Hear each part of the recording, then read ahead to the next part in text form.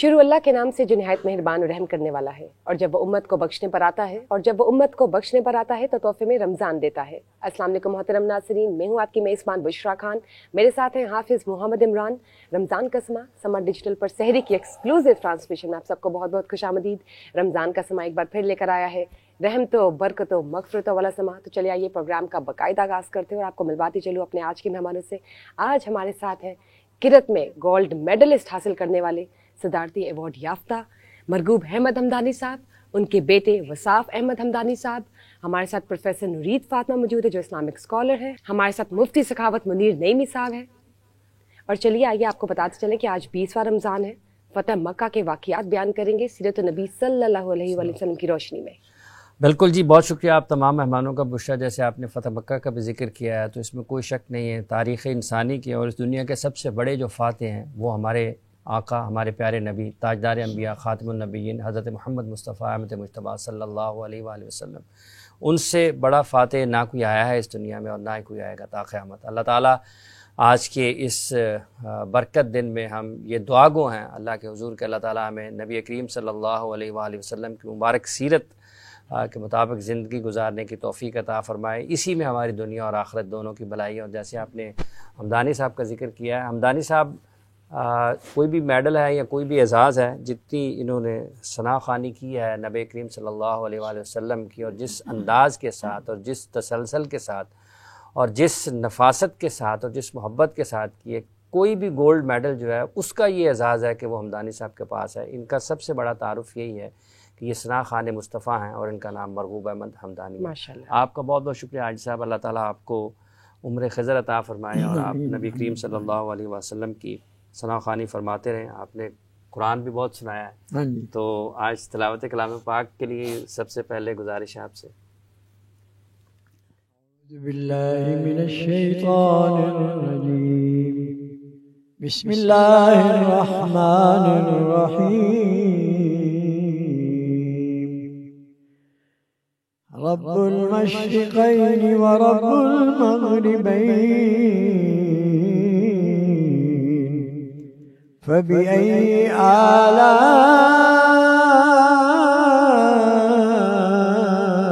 रब्बिकुमा तुकज़्ज़िमान,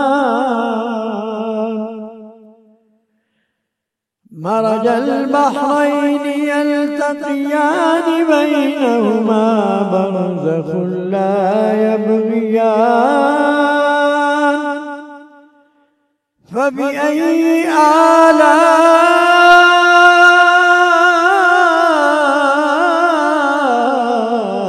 रब्बिकुमा तुकज़्ज़िबान,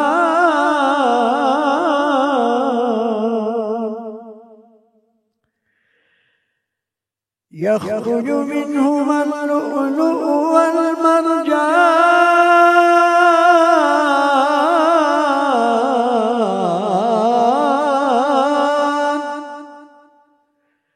फबिअय्यि आलाइ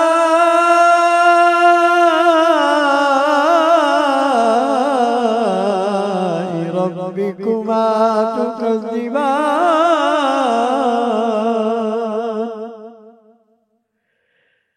वलहुल जवारिल मुंशआतु fill बहरि कल आनाम, फबिअय्यि आलाइ रब्बिकुमा तुकज़्ज़िबान,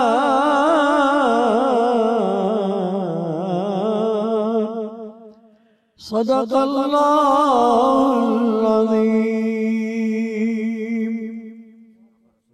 बहुत बहुत शुक्रिया आपका जज़ाकल्लाह जनाब मरगूब अहमद बहुत हमदानी साहब, आपका बहुत बहुत शुक्रिया। नात रसूल मकबूल के लिए जी गुजारिश है वसाफ अहमद हमदानी साहब साहब से साहब कि नात रसूल मकबूल सल्लल्लाहु अलैहि वसल्लम पेश कीजिए। अल्लाहुम्मा सल्ली अला मुहम्मद व अला आलि मुहम्मद। नबी का लब पर जो जिक्र है बेमिसाल आया, कमाल आया, नबी का लब पर जो जिक्र है बेमिसाल مثال آیا، کمال آیا، جو ہجر طیبہ میں یاد بن کر خیال آیا، کمال آیا، جو ہجر طیبہ میں یاد بن کر خیال آیا، کمال آیا۔ تیری دعاؤں ہی کی بدولت عذاب رب سے بچے ہوئے ہیں، تیری دعاؤں ہی کی بدولت عذاب رب سے بچے ہوئے ہیں، جو حق میں امت کے تیرے لب پر سوال آیا، کمال آیا، جو حق میں امت کے تیرے لب پر سوال آیا، کمال آیا، جو ہجر طیبہ میں یاد بن کر سوال آیا، کمال آیا۔ عمر کی جرأت پہ جاؤں قربان کہ جس سے شیطان بھی ہے لرزاں، عمر کی جرأت پہ جاؤں قربان کہ جس سے شیطان بھی ہے لرزاں، عمر کے آنے سے کفر پر جو زوال آیا، کمال آیا، عمر کے آنے سے کفر پر جو زوال آیا، کمال آیا، نبی کا لب پر جو ذکر ہے بے مثال آیا، کمال آیا، نبی تو صائم سبھی اعلیٰ ہے، رتبے سب کے عظیم و بالا، نبی تو صائم سبھی اعلیٰ ہے، رتبے سب کے عظیم و بالا، مگر جو آخر میں آمینہ کا وہ لال آیا، کمال آیا، مگر جو آخر میں آمینہ کا وہ لال آیا، کمال آیا، نبی کا لب پر جو ذکر ہے بے مثال آیا، کمال آیا، جو ہجر طیبہ میں یاد بن کر خیال آیا، کمال آیا۔ اللہ کا ماشاءاللہ جزاک اللہ، بہت بہت شکریہ، ماشاءاللہ، بے شک طیبہ میں بن کر خیال آیا، کمال آیا، کمال آیا. بہت شکریہ جناب صاحب، اللہ تعالیٰ آپ کو ہمت اور طاقت عطا فرمائے. آمین. اور آپ پڑھتے ہیں تو لگتا ہے کہ حاجی صاحب پڑھ رہے ہیں جوانی میں اپنی.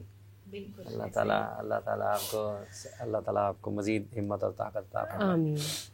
جی جب ہم پروفیسر نید فاطمہ کی بات کرتے ہیں. بہت شکریہ. بسم اللہ الرحمن الرحیم. اللہم صلی علی سیدنا و مولانا محمد وعلی آلہ وصحبہ وبارک وسلم. سب سے پہلے تو میں آپ دونوں کا اور سما کی پوری ٹیم کا بہت شکریہ ادا کروں گی کہ آج اتنے بابرکت اور اتنے خوشی والے دن پر آپ لوگوں نے مجھے مدعو کیا، اور سب کو مبارکباد کہ آج کائنات کی فتح عظیم کا دن ہے. بے شک، ماشاءاللہ. جس طرح حافظ صاحب فرما رہے تھے کہ سپہ سالار اعظم اور فاتح اعظم ترین فاتح جو ہیں پوری روح ارضی کے، اور انسانی تاریخ کے اندر کوئی ایسا واقعہ، کوئی ایسا غزوہ، کوئی ایسا ہمیں آپس میں تقابل نہیں ملتا دو گروہوں کا کہ جس میں نہ تو خون بہا، نہ تلوار اٹھی، نہ جنگ ہوئی، نہ کوئی جو ہے وہ کسی جانور کو، کسی درخت کو، کسی چیز کو قلم نہیں کیا گیا، کسی کو تلف نہیں کیا گیا، کسی کو نقصان پہنچائے بغیر. اتنا بڑا فاتح کہ جو اس ملک سے نکال دینے والے، جو ان کو ان کی اصل آبائی جگہ سے دور کرنے والے، جو ہجرت پر مجبور کرنے والے، جو مکہ کی سرزمین میں حضرت سمیہ سے یعنی خواتین تک کے خون بہانے والے، اور جو ان کے بچوں کے ساتھ ظلم اور مظالم کرنے والے، آج وہ ایک ایک کر کے سامنے کھڑے ہیں. اور رسول رحمت صلی اللہ علیہ وآلہ وسلم عفو درگزر کا پیکر، آج رحمت للعالمینی کا وہ معراج اس زمین پر نافذ کر رہے ہیں کہ پھر ہم لین پول کو اور دوسرے جو ویسٹرن رائٹرز ہیں ان کو بھی ماننا پڑتا ہے. وہ بھی انگشت بدندان ہے کہ او واٹ از دس، یہ کیا ہوا؟ ہم تو سوچ رہے تھے خون بہے گا، ہم تو سوچ رہے تھے کہ آج یہاں پشتوں پر پشتے لگیں گے، مگر یہ کیا ہوا؟ محمد رسول اللہ صلی اللہ علیہ وآلہ وسلم نے نہ تو کسی سے بدلہ لیا اور عام معافی کا اعلان کر کے فرمایا لا تثریب علیکم اليوم. تو آج کا دن وہ خوشی کا، وہ مبارکباد کا دن ہے. لیکن اس دن سے ہمیں بہت سے اسباق بھی اخذ کرنے ہیں. سب سے پہلے تو اس کے جو اس واقعے کے محرکات ہیں ان کے اوپر میں چاہوں گی کہ ہم تھوڑا سا غور کر لیں.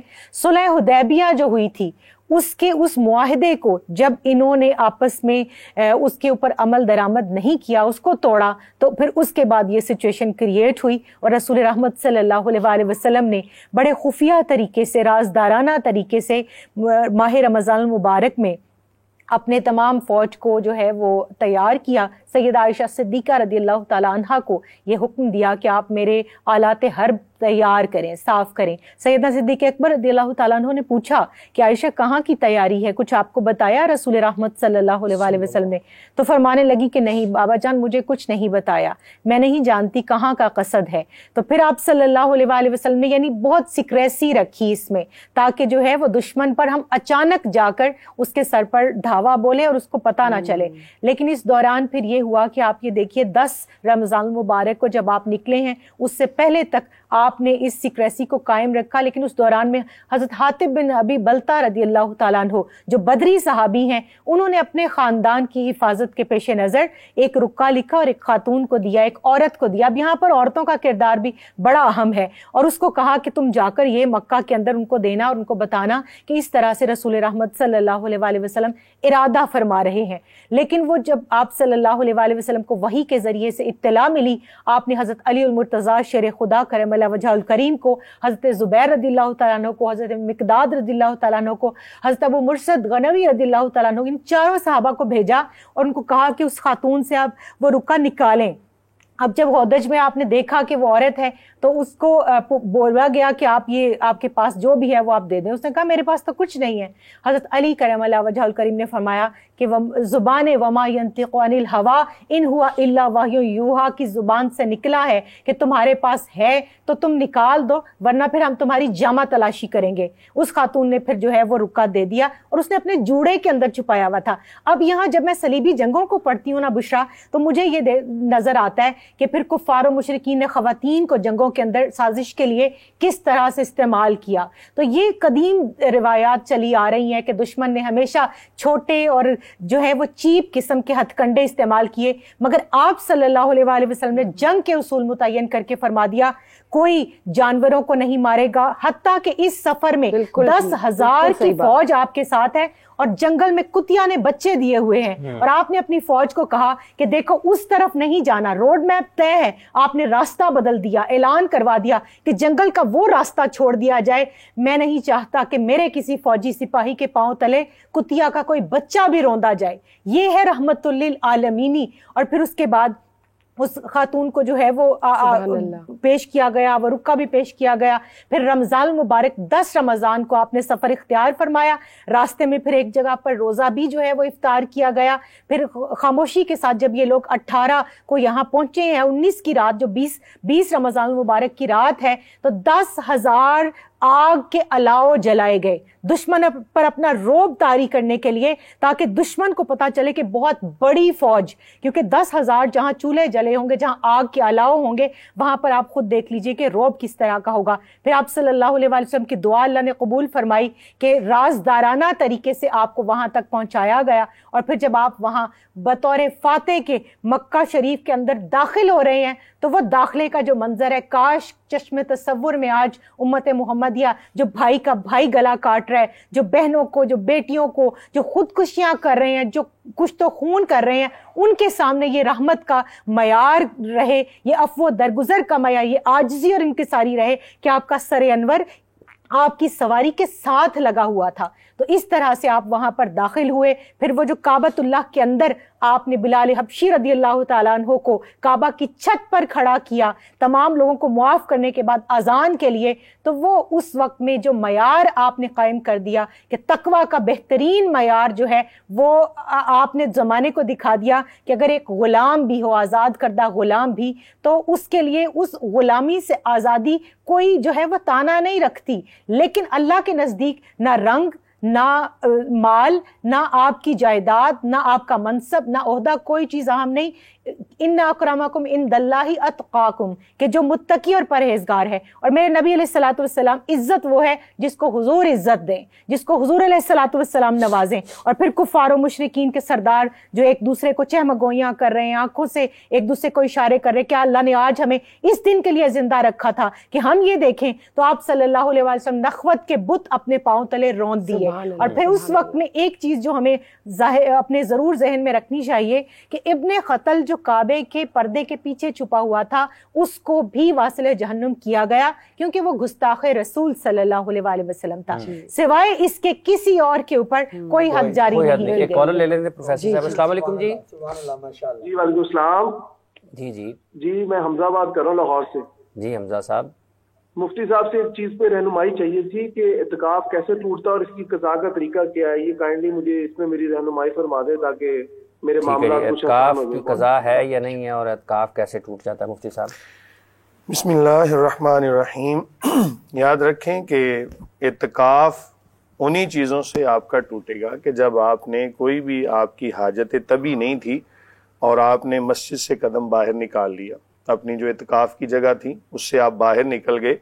جہاں تک حاجت طبی کا تعلق ہوتا ہے، جن چیزوں کا طبیعت تقاضا کرتی ہے ان چیزوں کی وجہ سے تو آپ باہر جا سکتے ہیں، اور اگر ضرورت شرع کے علاوہ آپ باہر نکلے تو چاہے وہ ایک لمحہ کے لیے ہی کیوں نہ نکلے تو آپ کا جو اعتکاف ہے وہ فاسد ہو جائے گا۔ یا پھر آپ نے مثال کے طور پر وہاں پر کوئی ایسا معاملہ کر لیا کہ جو روزے کے منافی تھا، تو ان تمام چیزوں سے اعتکاف فاسد ہو جائے گا۔ پھر ایسی صورتحال میں آپ کو پہلے تو یہ سنت کفایہ تھی، اب آپ کے اوپر یہ واجب ہو گیا تو آپ کو یہ لازمی طور پہ بعد میں ادا کرنا ہے۔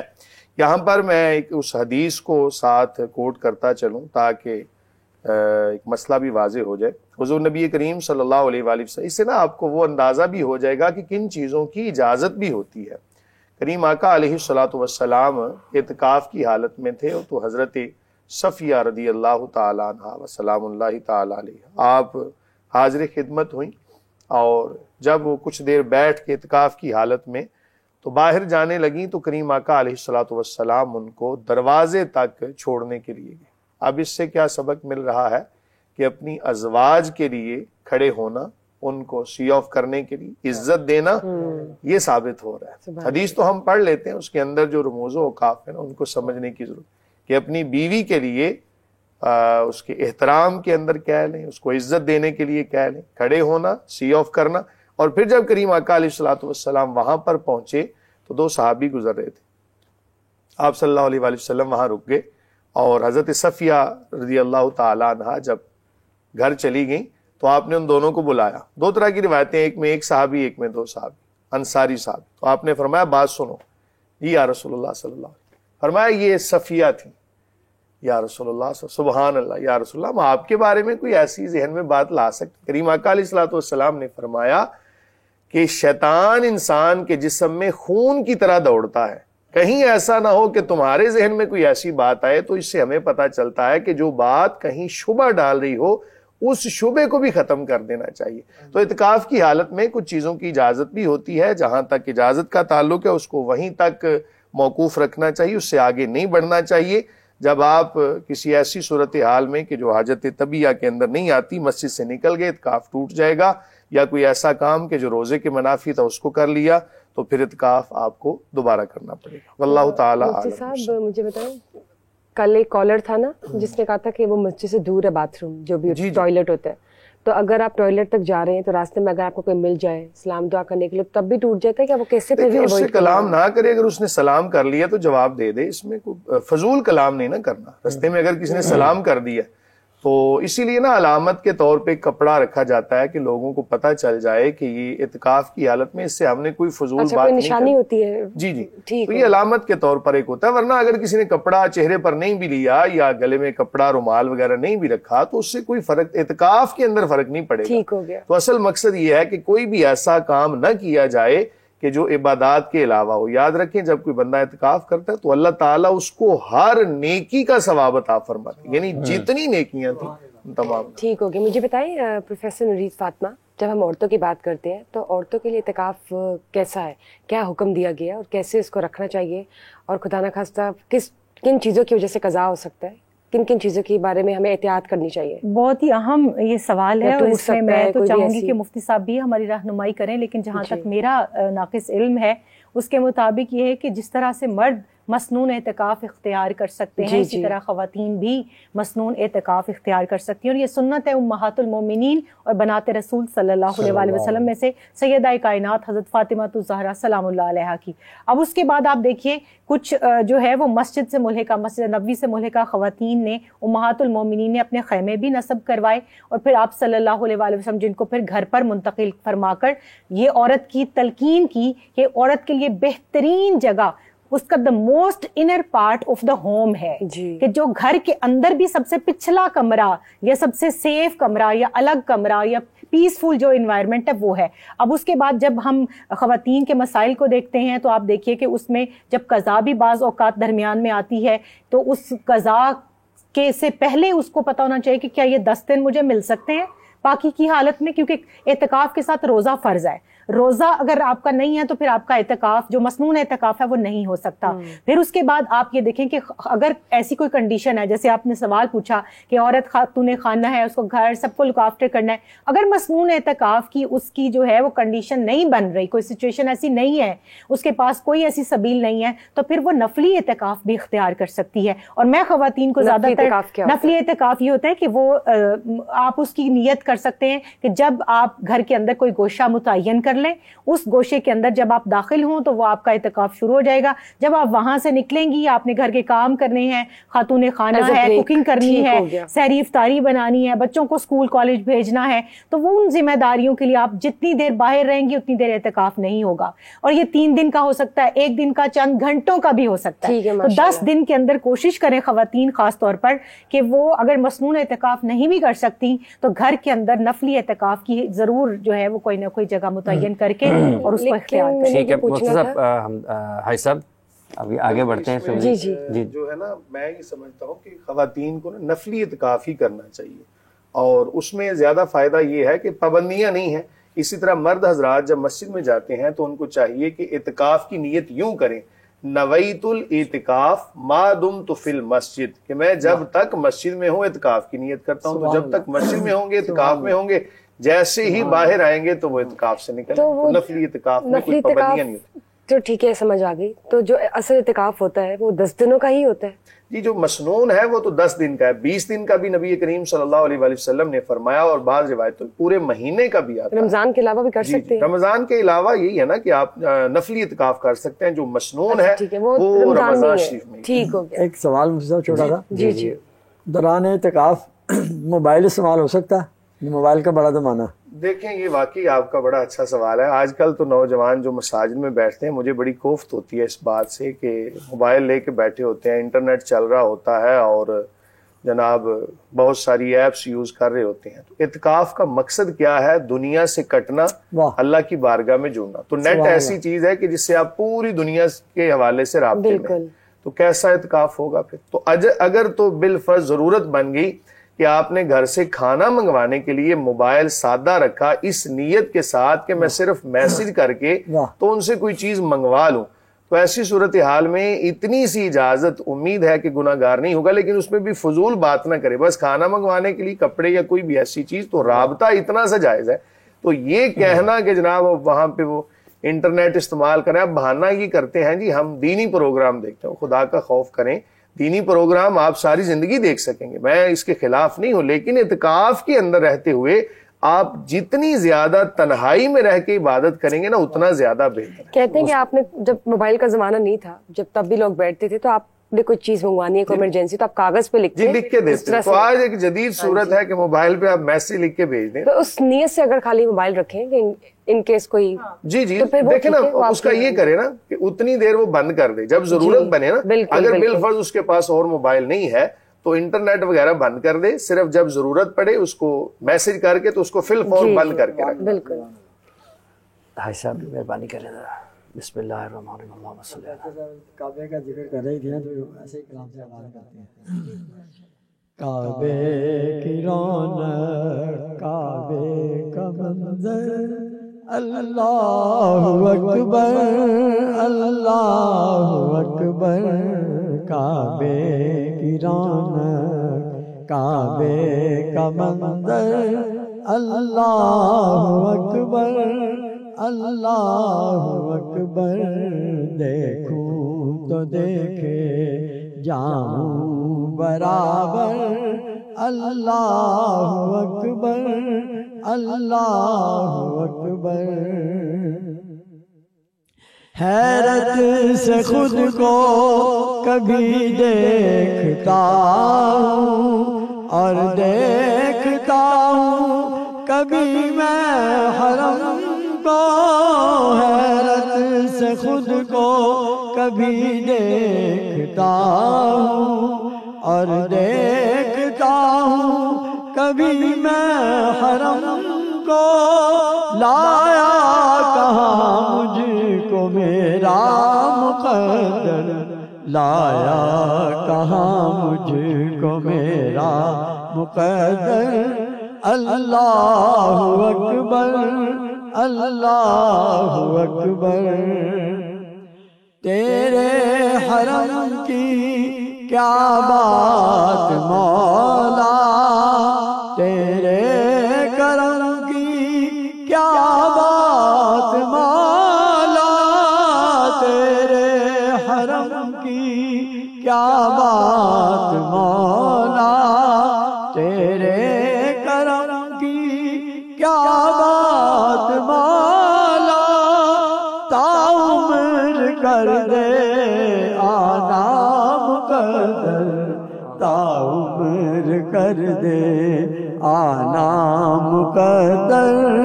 اللہ اکبر اللہ اکبر.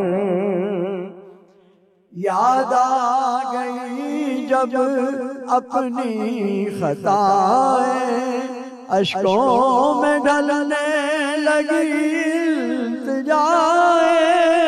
یاد آ گئی جب اپنی خطائیں, اشکوں میں ڈھلنے لگی التجائیں.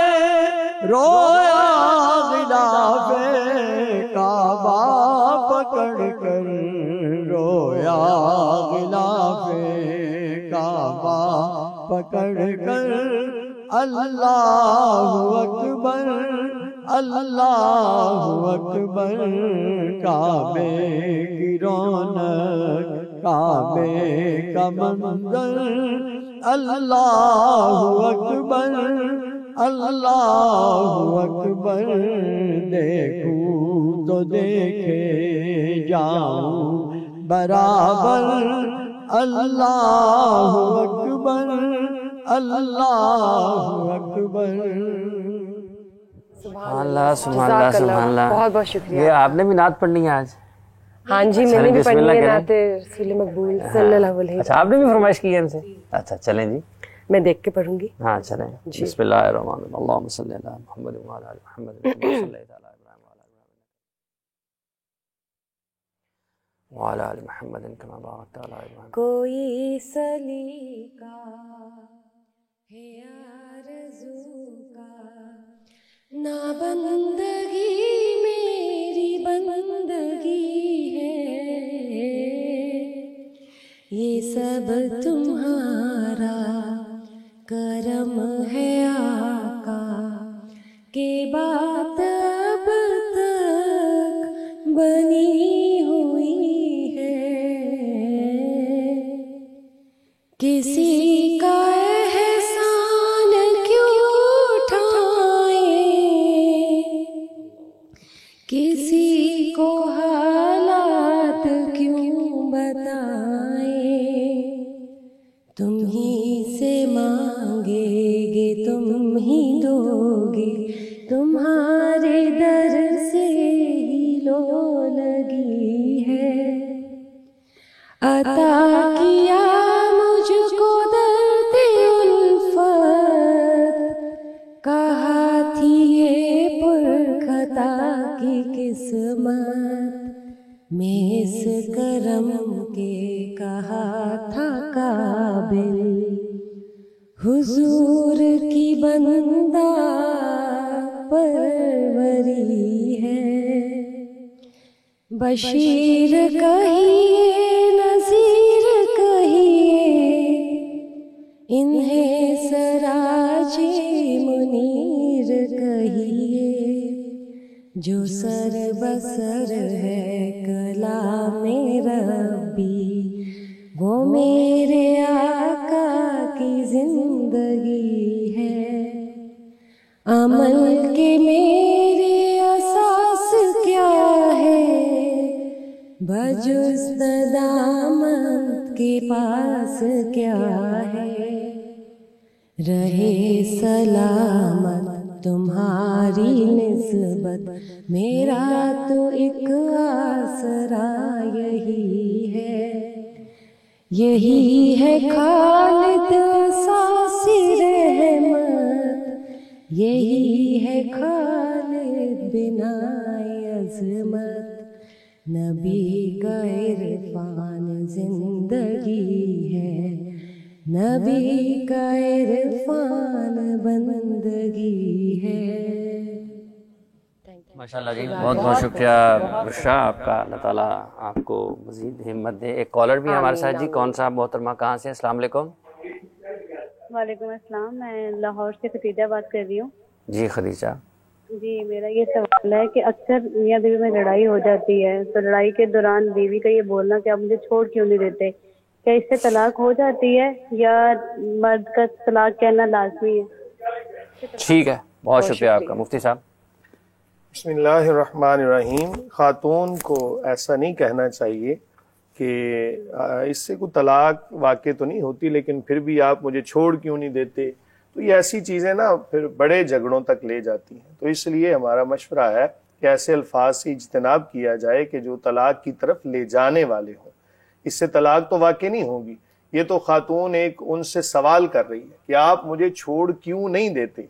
तो अगर बिलफर्ज अल्लाह ना करे, मैं ये अल्लाह ताला से डर के बात कर रहा हूँ कि अगर अल्लाह ना करे दौरान गुस्सा खामद ने ये अल्फाज कह दिए, अल्लाह ना करे उसने कह दिया कि जा मैंने तुझे छोड़ा, तो फिर तलाक वाक़ई हो जाएगी। तो इसलिए उससे तलाक का मुतालबा करने के लिए जो अल्फाज बोले जाते हैं इससे भी इज्तनाब किया जाए कि लड़ाई झगड़े अक्सर ज़ाहिर है घरों में होते रहते हैं, بڑی بات نہیں ہے، یہ ہر گھر کی یہ کہانی ہے کہ چھوٹی موٹی باتیں ہو جائیں ان کو برداشت کرنا چاہیے، اور حسن اخلاق کا مظاہرہ کرتے ہوئے نبی کریم صلی اللہ علیہ وآلہ وسلم کی سیرت پر عمل کرنا چاہیے۔ اور غصے کو پی جانا جو ہے نا، لیکن حرام چیز ہے غصہ، لیکن اس کو والقاظمین الغیظ والعافین عن الناس واللہ یحب المحسنین، اللہ پسند کرتا ہے درگزر۔ ویسے یہ طلاق کا تو اختیار بھی اس کے پاس نہیں نا خاتون کے، خاتون چاہے خود پہ واقع کر بھی لے، لیکن اس میں شرط یہ ہے کہ اگر بالفرض نکاح کے بعد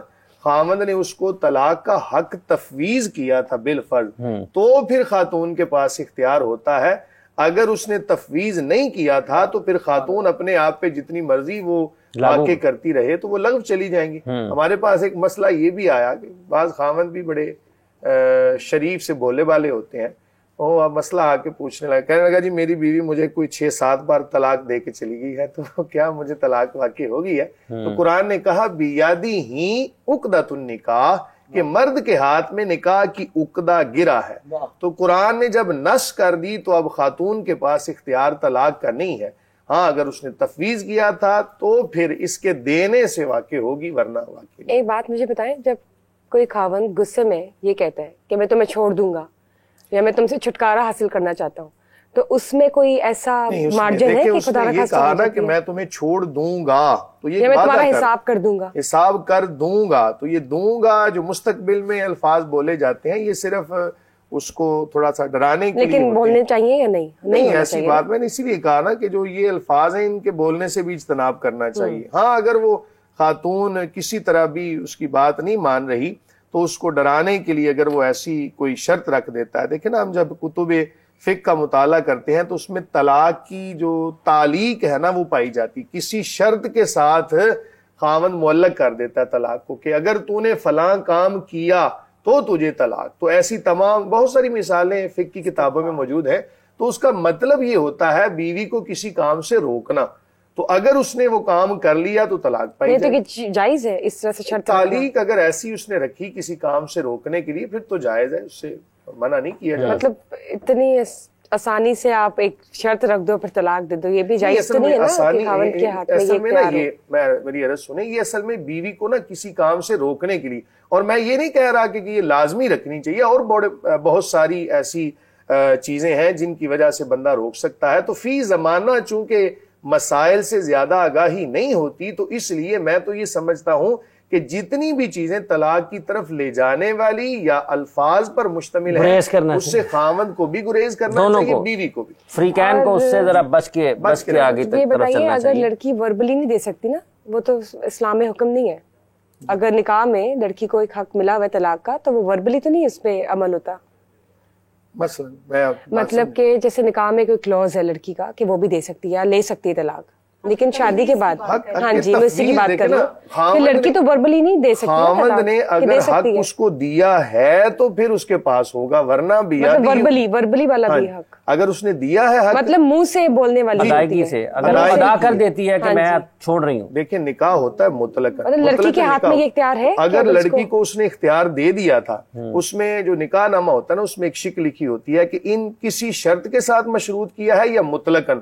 تو بعض دفعہ کئی آج کی جو خواتین ہیں وہ کہتی ہیں جی ہم نے وہ طلاق کا حق اپنے پاس رکھنا ہے، تو پھر ہوتا کیا ہے مطلقاً نکاح کروایا جاتا ہے، اس کے بعد اس کے خاوند کو بٹھایا جاتا ہے پاس اور اس کو کہا جاتا ہے جی یہ وہ حق لینا چاہتی ہے، تو پھر خاوند کہتا ہے جی ٹھیک ہے میں نے حق دیا، تو اب اس کے اوپر لکھ دیا جاتا ہے کہ اس شرط کے ساتھ یا مطلقاً اس نے ایک طلاق بائن کا حق اس کو تفویض کر دیا ہے، اب بیوی جب چاہے اپنا وہ حق استعمال کرتے ہوئے اپنے اوپر طلاق کو واقع کر لی۔ اس پر مزید بات کریں گے کہ کس طریقے سے آگے بڑھ سکتے ہیں۔ صاحب آپ سے گزارش ہے کہ نعت رسول مقبول صلی اللہ علیہ وسلم پیش فرمائیں۔ بسم اللہ الرحمن بسم اللہ الرحمن اللہم صلی اللہ آکھی سوڑے نو وائے نی جے تیرا گزر ہووے میں مر کے بھی نہیں مردا، جے آقا دی نظر ہووے میں مر کے بھی نہیں مردا، جے آقا دی نظر ہووے دم دم نال ذکر کرا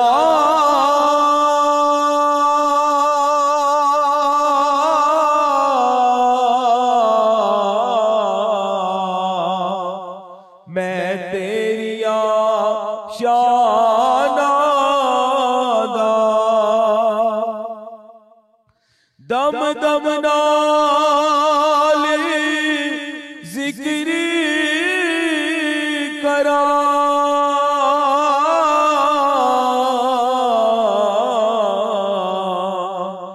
میں تیری شانہ دا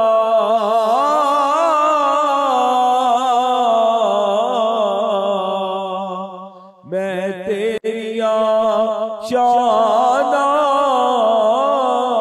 دا تیرے نام تو وار دیا جنی میری عمر ہووے تیرے نام تو وار دیا جنی میری عمر ہووے میں مر کے بھی نہیں مردا جے تیری نظر ہووے او کیسیا گڑیا سن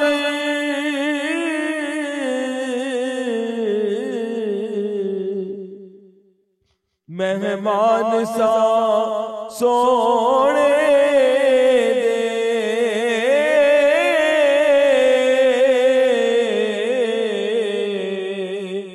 مہمان سا سونے دے دل پھر بھی کردائے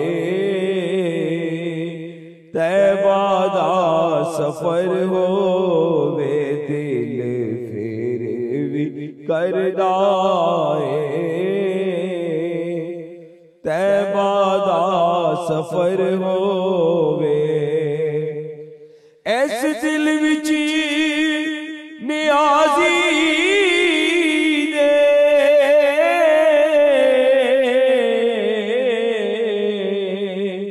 ایک آس چروکنی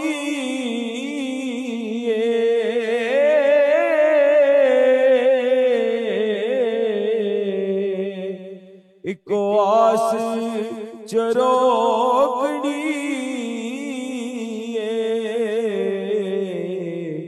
سوہنے دے شہر اندر